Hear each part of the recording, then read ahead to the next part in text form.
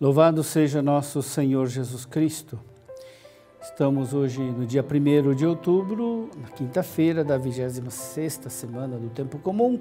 O evangelho de hoje é de Lucas capítulo 10, versículos de 1 a 12.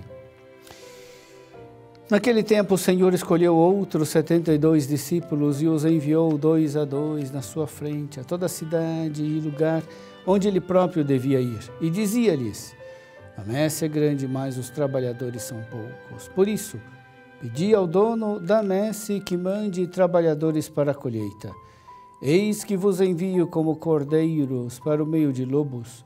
Não leveis bolsa, nem sacola, nem sandálias, e não cumprimenteis ninguém pelo caminho. Em qualquer casa em que entrardes, dizei primeiro: a paz esteja nesta casa. Se ali morar um amigo da paz, a vossa paz repousará sobre ele.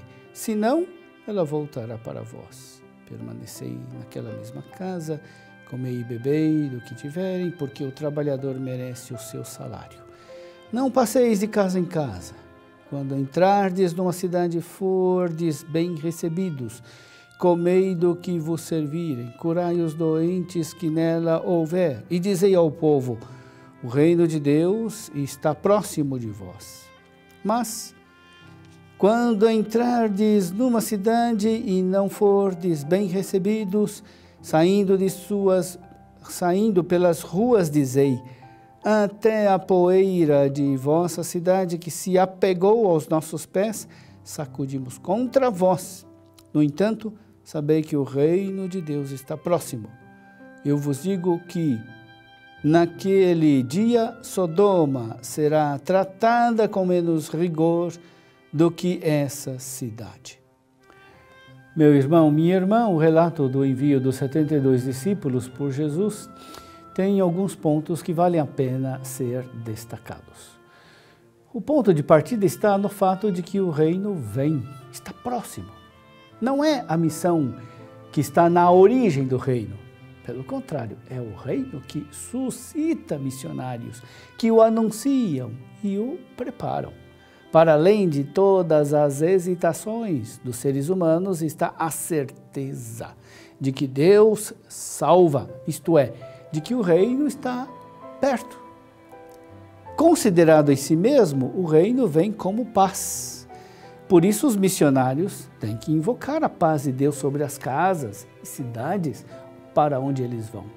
Recorde-se que, segundo a Bíblia, essa paz não consiste na ausência de guerra, mas na irrupção e na presença dos bens messiânicos, entre os quais se inclui fundamentalmente a abertura a Deus e a justiça entre as pessoas, entre os seres humanos. A palavra de Jesus assegura ao missionário a possibilidade de sua mensagem ser ouvida. Todo o texto deixa entrever que existem famílias, cidades que recebem o chamamento para o reino. Nesta situação se alude à necessidade da partilha dos bens. O mensageiro inteiramente dedicado à tarefa do reino oferece a palavra gratuitamente àqueles que o escutam. Oferecem generosamente e eles oferecem generosamente o seu lar e o alimento. Cada um dá o que tem e todos partilham fraternalmente os seus bens. No fundo de toda a mensagem de Jesus, se alude finalmente à possibilidade de um confronto. Nesse caso, a situação de cada uma das partes é diferente. Os discípulos se encontram como ovelhas nas mãos dos lobos. Carecem da possibilidade de se defender e não têm outra solução que não seja o caminho de Jesus, que os leva, às vezes, à morte. Os perseguidores, por sua parte, correm o risco de fracasso definitivo e eterno na condenação e na perdição.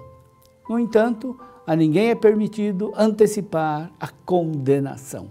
O discípulo missionário arde com a mesma paixão e com o mesmo amor de Jesus, que quer que todos se salvem e que os pecadores se convertam. Rezemos para que nunca falte na igreja missionários que tenham o mesmo ardor e o mesmo fogo de Jesus. Rezemos para que sejamos nós missionários ardorosos do Evangelho.